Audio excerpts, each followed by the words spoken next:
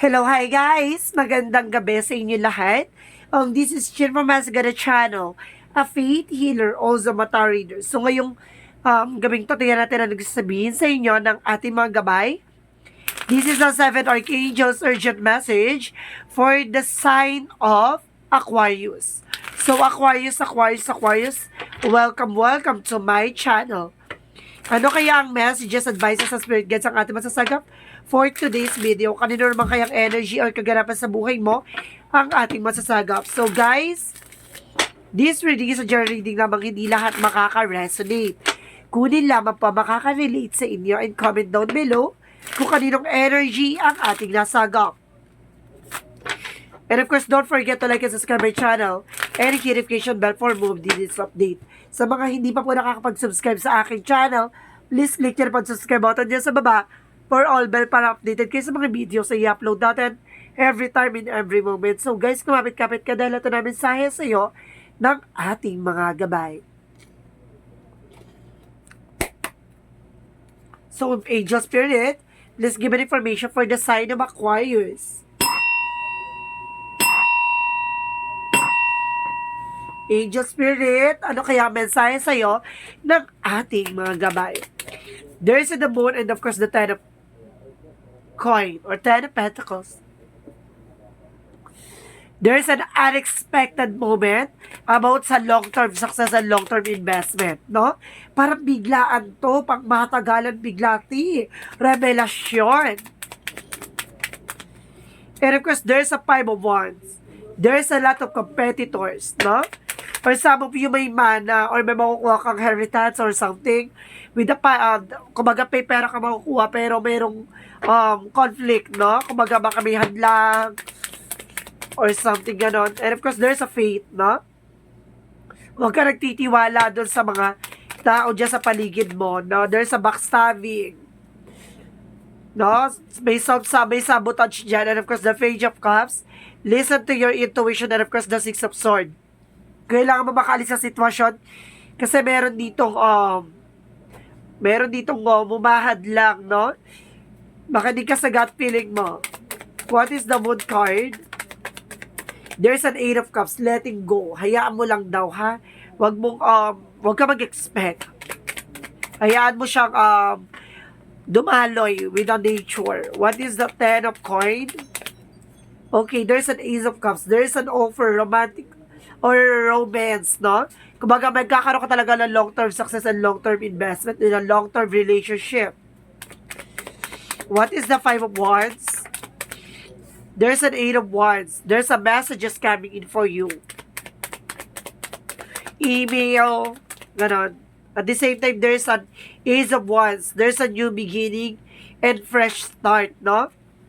Kumbaga, magtiwala ka lang kay God na bibigyan ka ng bago simula dito. Pero, there's a messages sa'yo na kailangan mong proteksyonan yung sarili mo. May competitor dito. What is the Page of Wands? There's a 3 of Swords in reverse. There's a recovery. I request to listen to your intuitions, na makinig ka kasi makaka-recover ka na. What is the 6 of Swords? Okay, there's a Hermit card. May mga bagay na maglilinaw sa'yo dito. Transition and of course an enlightenment. What is the Moon and of course the 8 of Cups? Okay, there's a 9 of coin. Kumbaga, there's a security about sa finances. And of course, sinasabi dito with the King of Wands control, no? Kailangan mo kontrolin yung sarili mo at the same time yung may revelasyon ka malalaman dito at kailangan mo lang i-let go, no? Mag-secure ka about sa finances. And of course, there's a Queen of Cups. Healing. Magkakaroon ka raw ng healing dito. What is the 5 of Wands, the 8 of Wands?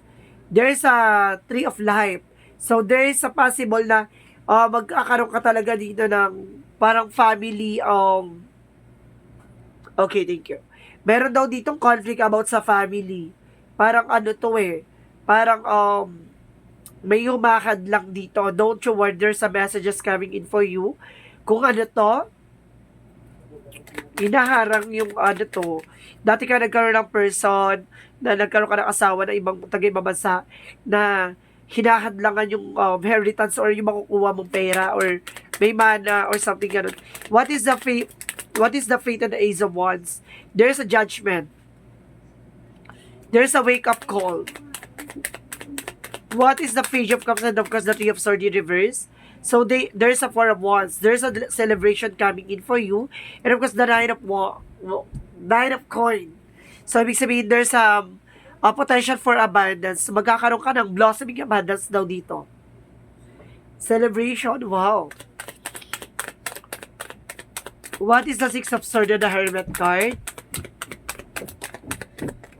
Okay. There is a Seven of Wands. Protectionan mo yung sarili mo and you're being protected. Pero kailangan mo syempre protectionan yung sarili mo laban sa mga tao sa paligid mo. Kasi there is a Six of Swords na transition. No? Okay, what is the outcome? Seven of Cups. Confusion. The King of Coin. Kumbaga naguguluhan ka, no? O kung paano mo makukuha tong pera na galing to sa person mo. Or there's a justice, mayroong hustisya by law. May law of, kumbaga may papers something na iniwan sa'yo or something na makukuha ka.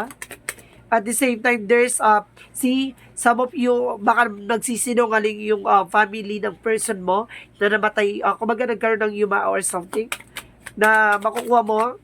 O there's an ex, no? Kumbaga itong tao na to, kumbaga ito yung person mo, yung dati niyang asawa or yung anak niya ngayon, kung may anak siya, kumbaga nagsinungaling sa'yo na wala ka makukuha or walang, kumbaga meron ditong pera ka makukuha dapat.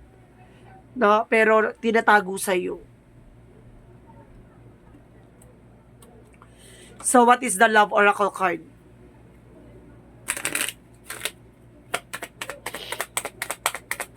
What is the Love Oracle card? There's a cassette, no? Kumbaga, nag-overthink ka na ngayon and the same thing, there's a paradise. Don't you worry.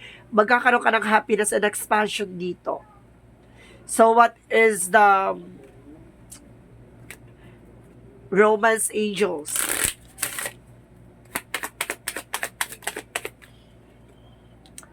Heart-to-heart conversation, no? Kailangan magkaroon ka ng pag-uusap, no? Kasi hindi naging totoo sa ito, hindi naging totoo sa iyo yung parang nagkaroon talaga ng Five of Wands, nagkaroon talaga ng conflict about sa family's issue. What is the energy? Hindi sila nagiging totoo sa iyo. Tapos hindi na na-contact. And of course, there's the World card. There's a trouble. First chakra, Archangel Michael. No? There's a first chakra, Archangel Michael. Meron tong naiwan sa'yo, yung person na to. What is additional messages? There's a change, no? May pagbabagong mangyayari dito. At the same time, there's a death card. Meron talagang death card na nangyari. And of course, there's an ending and a new beginning. Kung hindi mo na makuha, magsimula ka na lang ng panibago, no? Pero sayang yun. What is additional messages? There is a communication, inner truth, no? Malalaman mo yung katotohanan. At the same time, there is a gift and trust, no? Kumbaga may regalo sa iyo ang universe o mayroon tong regalo tong tao to sa iyo. At the same time, there's a trust. Magtiwala ka lang daw, ha? Past life, there's a gift talaga. So, what is Archangel Michael? You created the situation and you have the power to change it. So, ikaw naglagay sa sitwasyon mo, ikaw lang din makakagawa na para makaalis ka dyan. At the same time, you're on the right path. Nasa tamang direction ka raw, ha? So, what is additional messages? There's a despondence. Kumbaga, parang naguguluhan ka, parang feeling mo, hindi mo na alam ang gagawin mo. You're feeling stressed and depressed ngayon. And there's a bittersweet. Pagkatapos naman yan makukuha mo yung hustisya at makukuha mo yung what you deserve. And there's a renewal, no? Magkakaroon ka na panibagong eksena. Siguro, mas kailangan mo nang humarap sa harapin yung buhay mo ngayon, no? At proteksyonan mo yung grounds mo. Kailangan mo magsimula ulit kung may ginawa man sila sa'yo kasi nung alingan or something, lalabas naman ang katotohanan. You are being protected, no? Kumbaga, kahit naman anong gawin nila, makukuha yung para sa'yo. See? Dalawang beses pinakita dito, you're on the right path, you're on the right path. Nasa tamang direction ka talaga. So, what is the Jesus loving quotes? Blessed are they the hear of the word of God and keep it. Sinasabi dito, i-bless lang daw. Yun naniniwala sa salita ng Diyos, no? Kumbaga sinasabi sa'yo dito, ipagdasal mo lang daw, yan ay pagdasal. No? Makuha mo yung, kung yung ano para sa'yo. Ibibigay daw yan ni God. What angel's number? There's a 222. I am a balance. Kailangan mo maging balance, emotional and practical. Ano kung sinasabi dito? Trust the seeds of your thoughts are growing as you are nourishing them with words, feeling, and action. See? Kumbaga kung ano man yung tinanim mo, siya itong aanihin mo. Diba? Kung ano man yung ginawa mo, yun na makukuha mo. So, ibig sabihin dito kay manahimik ka na lang muna or ipagdasal mo. Tapos naway usigi sila ng konsensya nila. Ganon. Na makuha mo what you deserve. And of course, awareness. Let's see what it doesn't mean. I open my consciousness to my true self. I understand that I am here to grow, to free myself from conflict, to discover who really I am. Today, I release illusions and the limitations of material world in order to elevate my being towards the eternal life. I grow stronger and stronger as I explore the wonderful being that I am, no? Dapat aware ka sa sarili mo kung sino ka talaga, no? Kailangan alam mo kung ano yung grounds mo. Kung may asawa ba siya, it's be it, di ba? Kumbaga, kung yung relasyon nyo ay alam naman yun, so, kunin mo kung ano yung deserve mo, no? Kung ano talaga yung para sa'yo, sa inyong panindigan mo at ipaglaban mo. So, guys, this reading is 7 Archangels messages for the sign of Aquarius. This reading is a general reading lamang, hindi lahat makaka-resonate. Kunin lamang po makaka-relate sa inyo and comment down below kung kaninong energy ang ating nasagap. And of course, don't forget to like and subscribe my channel and hit notification bell for more videos update.